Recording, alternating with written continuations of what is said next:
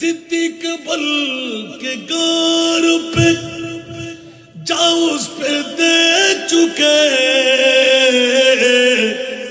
सुभान अल्लाह जोरे बोलবেন না सिद्दीक बल के गार पे जाओ उस पे दे चुके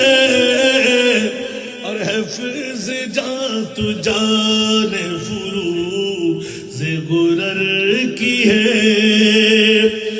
ইসলামী শরীয়তের মুফতিরা বলেন জান বাঁচা ফরজ কু আনফুসাকুম উচ্চ আওয়াজ দিয়ে বলুন না সুবহান সিদ্দিক বলেন এই বিশ্বের মুফতিরা ফতোয়া শিখেনে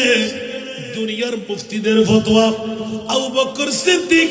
এক নাম্বার জাহান্নামী কারণ ইচ্ছা করে জেনে শুনে বুঝে জানটা কুরবান করে দিলেন ঠিক কি না জাননি ভাবে সিদ্দিক আকবর গারে সুরের মধ্যে রাসূলের পাককে নিয়ে যখন পৌঁছে গেলেন নবী ইলমে গায়েব জানে কি জানে না আরো জোরে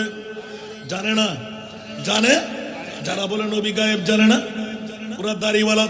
ওরা ফাগরিওয়ালা ওরা টুপিওয়ালা ওরা পাঞ্জাবিওয়ালা ওরা মিসওয়াকওয়ালা ওরা ঢিলাওয়ালা ওরা জুব্বাওয়ালা কফারের দাগওয়ালা হাঁটুতে জটওয়ালা আসে নাই ওরা ঈমানেরও চোর কোরআনেরও চোর আমার মাহবুব নবী এলান দিলেন আবু বকর রে সাফাই করলে কিনা কোন মুজি জন্তুর এই কারা কিনা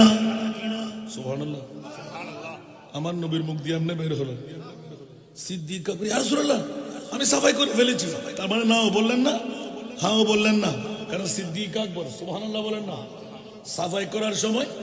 বিষাক্ত সর্পের একটি চামড়া হাতের মধ্যে পেয়ে গেলেন তাহলে যেখানে চামড়া থাকবে ওখানে সর্প আছে না নাই তাহলে বুঝা গেল এটি সর্পের গর্ত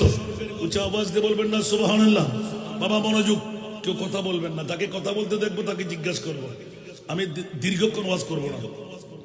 কারণ এত রাতের গভীরতার দীর্ঘক্ষণ ওয়াজ করলে ক্যাসেট ফিরে ধরবে না আমার মূল বক্তব্যটা আমাকে দিলেন আলে মুস্তাফা এবং হুব্বে মুস্তাফা সুবহানাল্লাহ বলেন না তো হুব্বে মুস্তাফা বুঝাতে গেলে তো এক নাম্বার সিদ্দিককে নিয়ে আসতে হবে ঠিক না অন্য কারো দিয়ে বুঝ পাবে অন্তরে যার যত বাপ তার তত লাভ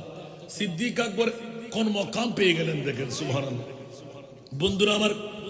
আবু বকর সিদ্দিককে নবী ইলমে গায়েবের খবর জানিয়ে দিলেন আবু বকর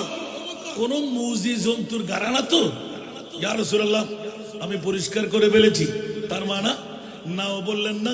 হাও বললেন না আমার নবী এলান দিলেন আবু বকর